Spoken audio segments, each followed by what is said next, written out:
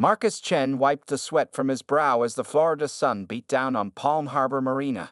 At 32, he had spent the last 10 years perfecting his craft as a dock worker, taking pride in every boat he maintained. His weathered hands moved skillfully across the hull of a beautiful yacht, ensuring its pristine condition, the same way he treated all vessels under his care, regardless of their owner's attitude toward him. The sound of expensive leather shoes clicking against the wooden dock made Marcus's shoulders tense. He didn't need to turn around to know who was approaching. Walter Thaddeus, owner of the 60-foot luxury yacht, Elite Status, had a way of making his presence known, especially when he was looking for something to criticize. Well, if it isn't the Oriental boy playing with my boat again, Walter's voice carried across the dock, causing several nearby workers to lower their heads and pretend they hadn't heard. The racial slur wasn't new. It was just another Tuesday morning at the marina for Marcus. Marcus straightened his back and turned to face Walter, maintaining his professional composure. "Good morning, Mr. Thaddeus. I'm just finishing the weekly maintenance check on your vessel." His voice remained steady, years of practice at masking his true feelings evident in his tone. Walter Thaddeus stood there in his crisp white linen suit, a stark contrast to Marcus's work clothes stained with boat wax and cleaning solutions. The older man's face wore its usual expression of disdain as he looked down at Marcus, despite being several inches shorter. "I don't know why they keep letting your kind touch these expensive boats," Walter sneered, walking around Marcus to inspect the yacht's exterior. "These vessels are worth more than you'll make in a lifetime. One scratch, and you'll be paying for it until you're dead." The other dock workers nearby pretended to be busy with their tasks, but Marcus could feel their discomfort. Some had become his friends over the years, but none dared to challenge Walter Thaddeus, the marina's highest-paying client who kept 3 boats docked in their most expensive slips. Marcus continued his work, mentally reciting the meditation techniques his mother had taught him. Mrs. Chen, now 72 and living alone since his father's passing, had always told him that patience and dignity were more powerful than anger and revenge.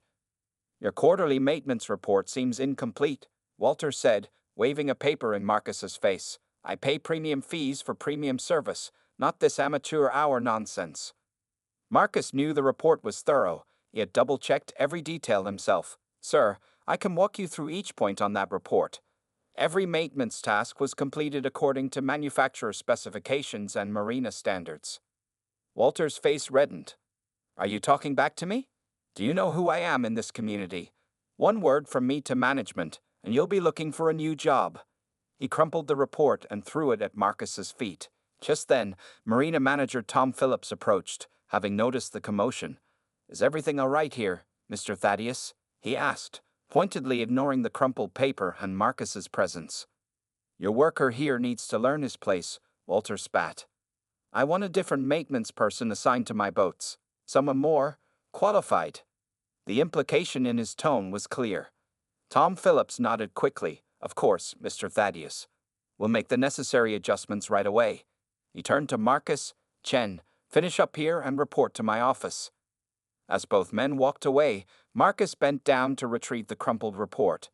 10 years of experience, a degree in naval engineering, and countless certifications meant nothing in the face of prejudice. He thought about his mother, who had sacrificed everything to bring him to America for a better life. The money he earned here helped pay for her medications and kept a roof over her head. He smoothed out the report and tucked it into his pocket. The other workers gradually resumed their normal volume of conversation, the tension slowly dissipating from the air. Marcus returned to his work, his movements still precise and professional, his face betraying none of the hurt and anger he felt inside. What none of them knew was that this incident would set in motion a chain of events that would change not only Marcus's life, but the entire culture of Palm Harbor Marina. For now, though, Marcus simply continued his work under the hot Florida sun, unaware that help would come from the most unexpected source: Walter Thaddeus's own daughter. The following week brought dark clouds to Palm Harbor Marina, both literally and figuratively. Marcus had been reassigned to smaller boats, a clear demotion that everyone understood, but no one discussed. He now spent his mornings maintaining fishing boats and weekend cruisers, watching from a distance as less experienced workers handled the luxury yachts. Walter Thaddeus arrived at the marina earlier than usual that stormy morning, his expensive umbrella protecting his tailored suit. His face wore an expression that suggested he had been waiting for this moment. Striving purposefully toward his yacht, he suddenly stopped and let out a loud, theatrical gasp. "What is this?" he bellowed, pointing at a long scratch along his yacht's hull. "Who did this? Where is that Chinese boy?" His voice carried across the marina, drawing attention from workers and boat owners alike. Marcus, who had been working on a small fishing boat nearby, felt his stomach drop. He knew he hadn't touched Walter's yacht since being reassigned, but he also knew what was coming. Tom Phillips, the marina manager, hurried over, his rain jacket flapping in the wind. "Mr. Thaddeus, what seems to be the problem?" Tom asked, already looking nervous. "This scratch wasn't here yesterday," Walter fumed, pointing at the mark. "And we all know who was working on this boat last week. That Oriental worker of yours clearly damaged my property before being reassigned." Several dock workers who had gathered nearby exchanged knowing looks. Jimmy Rodriguez, who had been working at the marina for 15 years, stepped forward. "Sir, I've been handling your yacht's maintenance this past week. Marcus hasn't." Silence. Walter cut him off. "I know exactly who's responsible. That boy has been wanting revenge since I complained about his poor work. This scratch will cost thousands to repair." Tom Phillips examined the scratch while trying to appease Walter. "We'll launch a full investigation, Mr. Thaddeus, if we find evidence of intentional damage." Marcus stepped forward, his voice calm despite his racing heart. "Mr. Phillips, I haven't touched Mr. Thaddeus's yacht since my reassignment. The security cameras can verify that." "Oh, convenient," Walter sneered. "You probably did it during your last maintenance check, knowing you were being reassigned. These people are all the same, sneaky and vindictive." The gathering crowd shifted uncomfortably. A few boat owners who had always appreciated Marcus's work looked like they wanted to speak up, but Walter's influence at the marina kept them silent. Tom Phillips cleared his throat. "Marcus, I'm afraid I have to place you on probation pending an investigation. Please collect your things and—" "Wait." A new voice cut through the tension. Ray Martinez, the night security guard, jogged up to the group, slightly out of breath. "I saw what happened to the yacht last night." Walter's face reddened. "What are you talking about?" Ray pulled out his phone. "I have it on my cell phone. I was making my rounds when I heard a noise around 2 a.m. I saw a drunk couple trying to take selfies next to Mr. Thaddeus's yacht. The woman's heels scraped against the hull when she stumbled. I had the video right here." The crowd gathered around as Ray played the footage. Sure enough, it clearly showed a well-dressed couple, obviously intoxicated, taking pictures beside the yacht. The woman, wearing the morning sea breeze, carried the sound of laughter across Palm Harbor Marina, a sound so unfamiliar that several workers looked up from their tasks. Sarah Thaddeus, freshly returned from her 2-year fellowship in Japan, walked along the dock with an energy that seemed out of place among the tension that usually filled the air. At 25, Sarah was everything her father wasn't. Her long dark hair was tied in a casual ponytail, and she wore simple jeans and a t-shirt instead of designer clothes. She carried a backpack covered in travel stickers, evidence of her time spent exploring different cultures and perspectives. "Dad," she called out, spotting Walter Thaddeus emerging from the marina office. "I thought I'd surprise you here instead of waiting at home." Walter's usual scowl softened slightly at the sight of his daughter. "Sarah, darling. Welcome back." He moved to hug her, careful not to wrinkle his expensive suit. "But you shouldn't be here dressed like that. This is a prestigious marina, not a backpacker's hostel." Sarah laughed, used to her father's obsession with appearances. "Dad, I just got off a 15-hour flight. Besides, I want to see the changes around here. 2 years is a long time to be away." As they walked along the dock, Sarah noticed the way workers seemed to shrink away from her father's presence. It was different from what she remembered. The friendly atmosphere she recalled from her teenage years had been replaced by something heavier, more oppressive. "How's the yacht?" she asked, trying to keep the conversation light. "Still taking her out every weekend?" Walter's face darkened. "When these incompetent workers managed to keep her in proper condition. Just last week, there was an incident." He launched into the story about the scratch, conveniently leaving out the part about the drunk couple being responsible. As her father complained, Sarah's attention was drawn to a dock worker methodically cleaning a small fishing boat. There was something about his focused dedication that caught her eye. Unlike the others who seemed to work with nervous energy, his movements were calm and precise. "Who's that?" she asked, interrupting her father's rant. Walter's face twisted with disgust. "That's the one I was telling you about.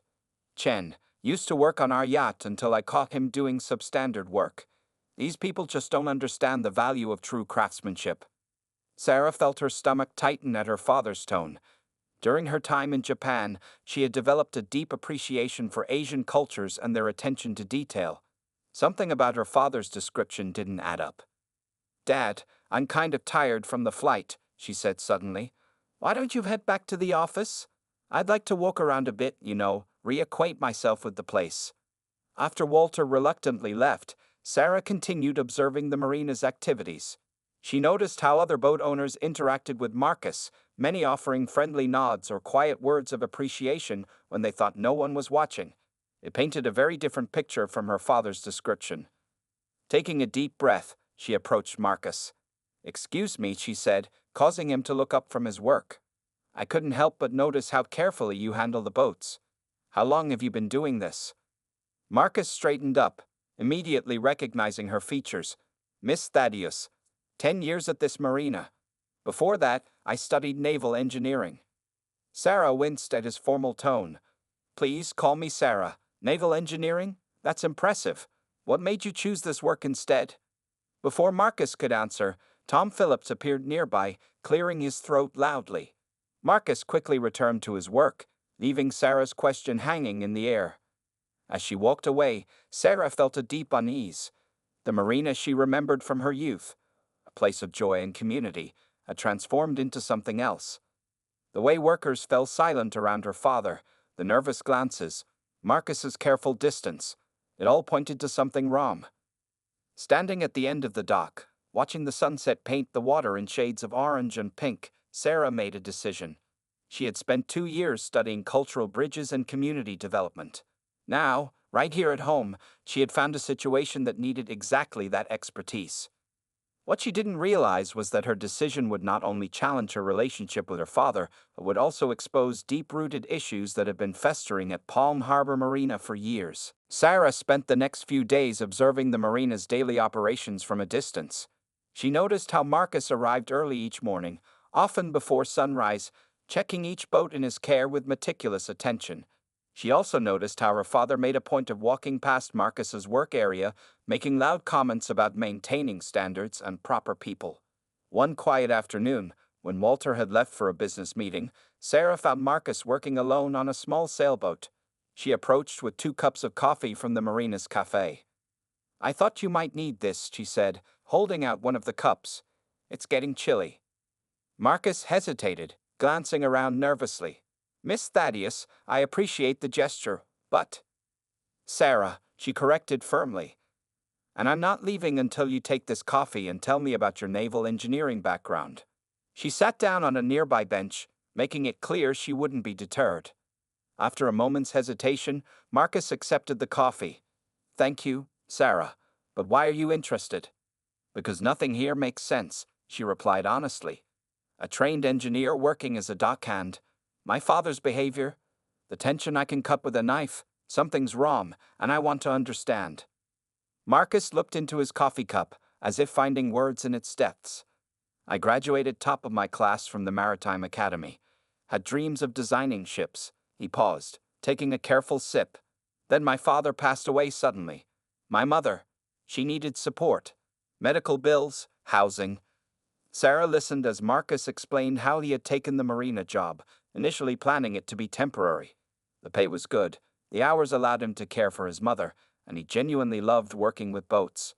But over the years, particularly after Walter Thaddeus became a regular client, the job had become increasingly difficult. "Your father?" Marcus started, then stopped himself. "Please," Sarah urged. "I need to know." He started with small comments, then complaints about imaginary problems, false accusations. Other clients started treating me differently. Some stood up for me, but quietly. They didn't want to risk their boat slips. "Your father has influence here." Sarah felt shame burning in her chest. The scratch incident last week wasn't the first time, was it? Marcus shook his head. There have been many incidents. Each time, I'm blamed first. Even when proven innocent, the damage is done. My reputation, my record, they all carry these marks now. Why don't you leave? Sarah asked softly. With your qualifications, surely other marinas. My mother, Marcus replied simply. She's elderly now, needs regular medical care. The insurance here is good. The schedule lets me take her to appointments. And he gestured at the boats around them. Despite everything, I still love this work. Taking care of these vessels, keeping them safe and beautiful, it matters to me. Sarah watched as Marcus returned to his work, his movements precise and caring. She thought about her father's prejudice, how it had poisoned what should have been a place of community and shared passion for the sea. My father's wrong, she said suddenly, standing up, and this has to stop. Marcus looked up, alarmed. Miss, Sarah, please. Don't make trouble for yourself. Family is important, and... Yes, family is important, Sarah agreed. That's exactly why I can't stay quiet. My father raised me to stand up for what's right. He just never expected me to stand up against him. As she walked away, Sarah's mind was already forming a plan. Her fellowship had taught her about documenting discrimination, about building evidence and creating change from within systems. She would need to be careful, strategic, and patient. What she didn't know was that her father had returned to the marina early and had witnessed her conversation with Marcus from a distance. Walter Thaddeus stood in his office, watching his daughter walk away from the Oriental boy, his face dark with anger. In his mind, this wasn't just about the marina anymore. This was about his daughter being corrupted by the very people he had tried to protect her from. The battle lines were being drawn, and Palm Harbor Marina was about to become the stage for a confrontation that would change everyone involved. Sarah sat in her father's yacht cabin late one night, carefully installing the last of 3 small cameras she had purchased. The past week had shown her that simply speaking up wouldn't be enough. She needed irrefutable evidence of her father's behavior. The cameras were well hidden, one facing the dock where most confrontations occurred, another monitoring the hull where mysterious damages kept appearing, and the third overlooking the general area where Marcus usually worked.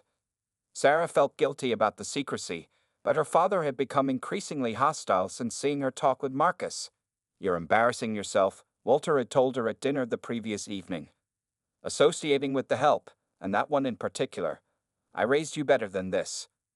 Sarah had watched her father's face during his tirade, seeing something she'd never noticed before, a deep-seated hatred that seemed to have grown stronger over the years she was away. It scared her. Meanwhile, Marcus's situation had worsened. Walter now visited the marina daily, finding new faults with everything Marcus touched. That morning, he had accused Marcus of using the wrong type of wax on a client's boat, despite Marcus showing him the manufacturer-recommended product.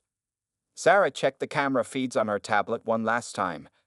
Everything was working perfectly, uploading to secure cloud storage she had set up. Now all she had to do was wait and gather evidence. The next few days proved more revealing than she had expected.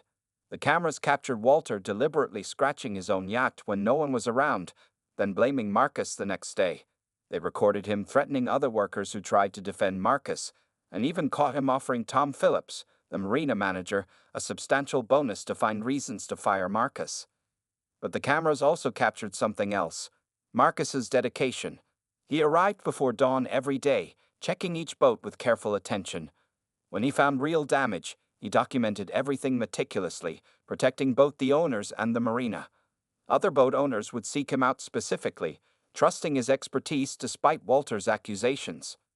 One evening, while reviewing the footage, Sarah heard voices approaching the yacht. She quickly hid in the cabin's bathroom.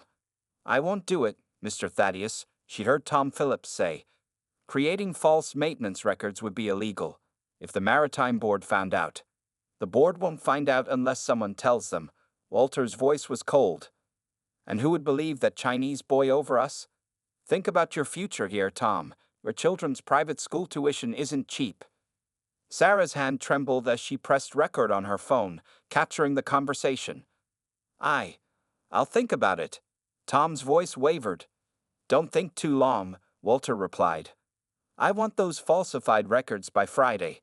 Make it look like he's been neglecting basic safety protocols. That should be enough to terminate him legally. After they left, Sarah remained in the bathroom for several minutes, her heart pounding. This was no longer just about discrimination. Her father was attempting to fabricate evidence to destroy someone's career and possibly endanger boat owners' safety. The next morning, Sarah noticed something different about Marcus. His usual calm demeanor showed cracks of worry as he moved between boats. When she managed to speak with him privately, she learned why.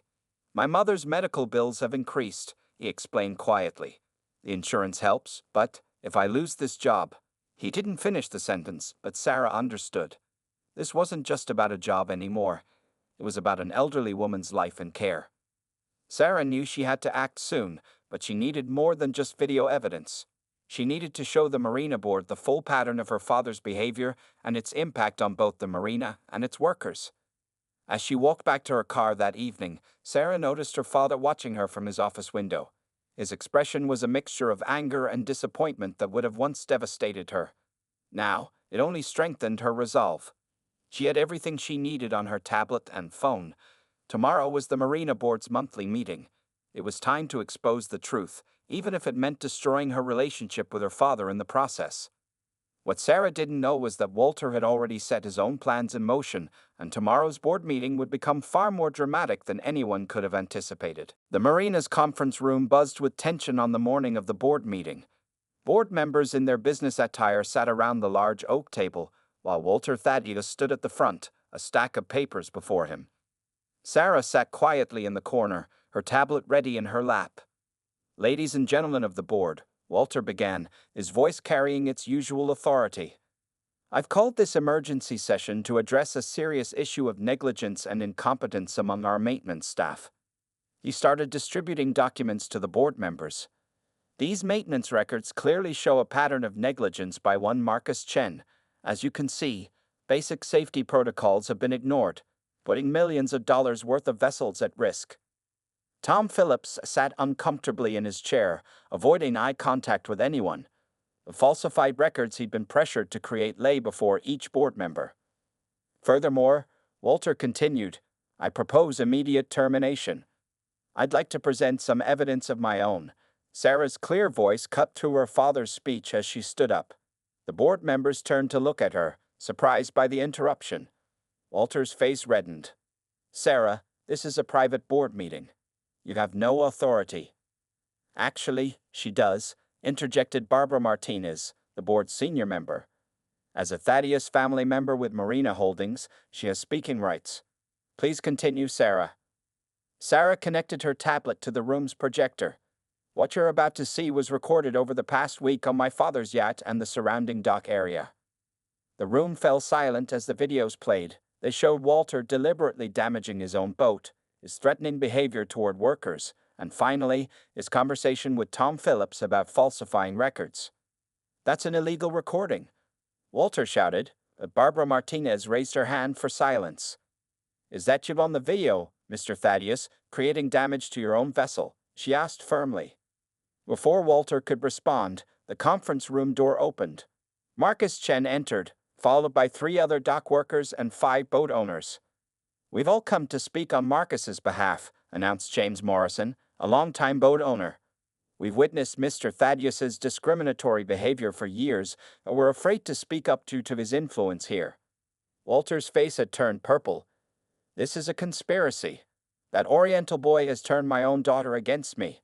"Dad, stop." Sarah's voice cracked with emotion. "Listen to yourself. This isn't about Marcus turning anyone against you. This is about your own actions, your own prejudice."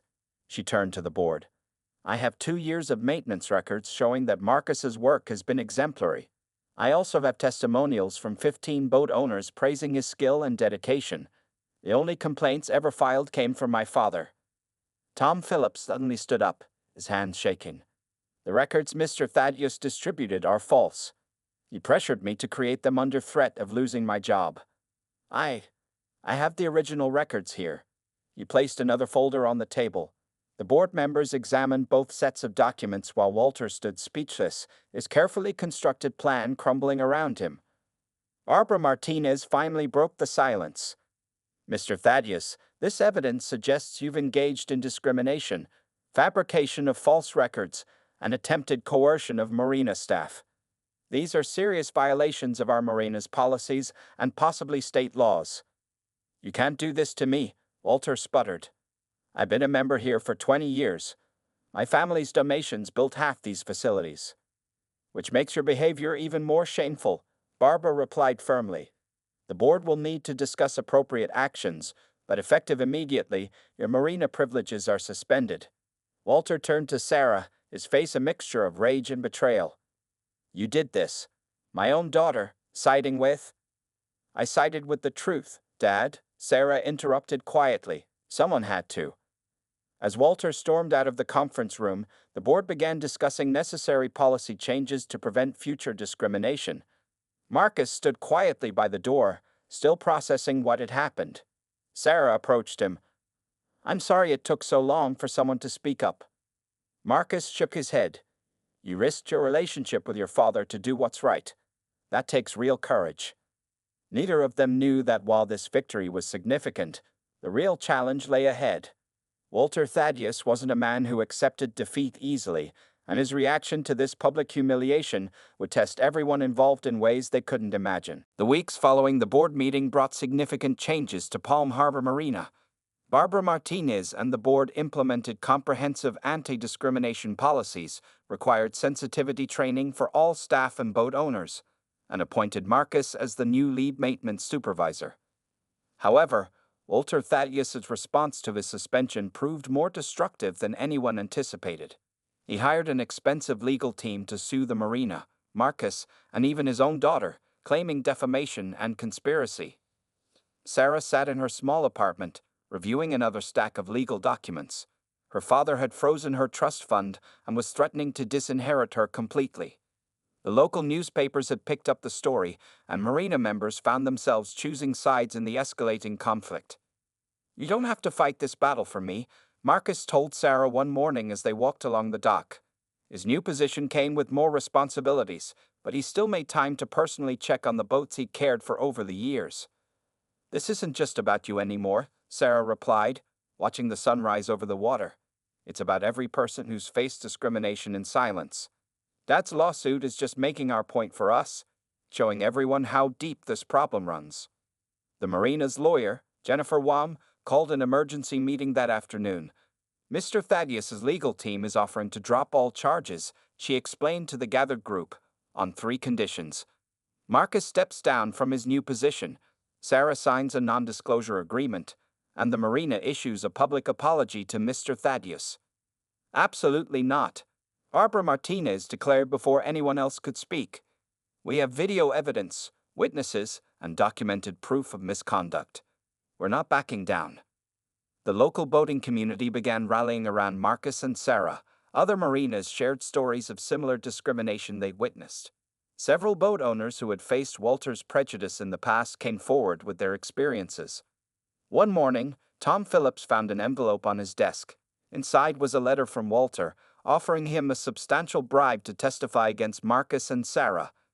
Instead of hiding it, Tom took the letter straight to the police and filed a formal complaint. This proved to be the turning point. The district attorney's office launched an investigation into Walter's attempts at witness tampering. Faced with potential criminal charges, Walter's legal team advised him to withdraw his lawsuits. Sarah received a call from her mother, who had remained silent throughout the ordeal. Your father is not well, Sarah, she said softly. This situation, it's forced us to see things we've ignored for too long. He's agreed to seek counseling. The Marina Board called another meeting, this time to formalize the changes that had transformed Palm Harbor Marina. Marcus's promotion was made permanent, with additional responsibilities for training new staff and developing maintenance protocols. We're also establishing a scholarship, Barbara announced, for minority students pursuing maritime education. It will be named the Chen Thaddeus Scholarship if both Marcus and Sarah agree. Sarah watched as Marcus's eyes widened in surprise. This man who had endured years of discrimination was now being recognized as a leader and role model. There's one more thing, Barbara continued. Walter Thaddeus has withdrawn his lawsuits and submitted a formal written apology. He's requested to maintain one slip at the marina under strict behavioral conditions and after completing extensive sensitivity training. The room fell silent, all eyes turning to Marcus. As lead supervisor, he would have to approve this request. Marcus stood slowly. My mother taught me that forgiveness isn't about forgetting the past. It's about creating a better future. If Mr. Thaddeus is genuine in his desire to change, then I believe in giving him that chance. Sarah felt tears in her eyes as she watched Marcus extend the same dignity to her father that he had always shown, even in the face of cruel treatment. That evening, as the sun set over Palm Harbor Marina, Sarah found Marcus at his usual spot on the dock. "You're a better person than most," she said, sitting beside him. Marcus shook his head. "Not better. Just hopeful. Change has to start somewhere. Why not here?" They sat in comfortable silence, watching the boats gently rock in their slips. The marina felt different now, not just a place where boats were stored, but a community being rebuilt on a foundation of respect and understanding. The next morning would bring new challenges, but for now, they had achieved something remarkable. They had turned a story of discrimination into one of transformation and hope. 1 year had passed since the dramatic events at Palm Harbor Marina. The morning sun sparkled on the water as Marcus conducted a training session for new maintenance staff. His team had grown to include people from diverse backgrounds, each bringing unique skills and perspectives to their work. Walter Thaddeus, after completing 6 months of intensive therapy and sensitivity training, had returned to the marina with a single boat instead of his previous fleet. The change in him was subtle but noticeable. He no longer commanded attention when he walked the docks, instead moving quietly among the other boat owners. Sarah watched from her new office. She had accepted a position as the marina's community relations director, working to implement inclusion programs that were becoming a model for other marinas along the coast. "Mr. Chen," a voice called out. Walter approached Marcus's training group, his posture different from the arrogant stance of the past. "I wondered if you had time to look at my engine. There's an unusual sound I'd like your opinion on." Marcus nodded professionally. "Of course, Mr. Thaddeus. Let me finish with the trainees, and I'll be right over." The interaction was civil, professional, not warm, but respectful. It represented months of small steps, uncomfortable conversations, and genuine efforts at change. Later that afternoon, the marina hosted a celebration for the first recipients of the Chen Thaddeus Scholarship. 3 young students from minority backgrounds stood proudly as they accepted their awards, each looking forward to starting their maritime engineering studies. Mrs. Chen, Marcus's mother, sat in the front row, tears of joy in her eyes as she watched her son deliver a speech about persistence and dignity. Her health had improved significantly since Marcus's promotion had allowed for better medical care. "When I started working here 10 years ago," Marcus addressed the gathering, "I never imagined standing here today. But change doesn't always announce itself with grand gestures. Sometimes it comes in small moments of courage, in people willing to stand up for what's right." Sarah noticed her father in the back of the room, listening intently. He had attended at her mother's urging, part of his ongoing journey to confront and change his prejudices. When Marcus mentioned courage, Walter lowered his eyes, perhaps reflecting on his own lack of it in the past. The ceremony concluded with the announcement of Palm Harbor Marina's new mentorship program, pairing experienced staff with young people interested in maritime careers. Marcus would head the initiative, with Sarah coordinating community outreach. As people mingled after the ceremony, an unexpected moment occurred. Walter approached Marcus and his mother. "Mrs. Chen," he said softly, "I owe you an apology. The way I treated your son, it was inexcusable. He showed more character and professionalism than I ever did." Mrs. Chen studied Walter's face before responding. "My son taught me that harbors are not just for boats," she said with gentle wisdom. "They are also for people seeking refuge from their storms, even the storms inside themselves." The comment brought tears to Walter's eyes, perhaps the first genuine emotion many had seen from him. Sarah, watching from across the room, felt her own eyes welling up. That evening, as the celebration wound down, Marcus and Sarah walked along the dock where their story had begun. The marina was peaceful, boats gently swaying in their slips. "Did you ever imagine this?" Sarah asked, gesturing at the transformed marina around them. Marcus smiled. "Actually, no. I was just trying to survive each day, take care of my mother, do my job well. You are the one who imagined something better." "We all did," Sarah corrected him. "Every person who spoke up, who supported change, who chose to be better, They all imagined it too. As they reached the end of the dock, they could see the lights of other marinas along the coast. Word of Palm Harbor's transformation had spread, and other facilities were beginning to implement similar changes. What had started as one person's stand against discrimination had grown into a movement for positive change throughout the maritime community. The story of Palm Harbor Marina would be told many times in the years to come, not just as a tale of confronting racism, but as an example of how courage, compassion, and the willingness to change could transform a community. It proved that even in places where prejudice had deep roots, hope and dignity could flourish if given the chance to grow.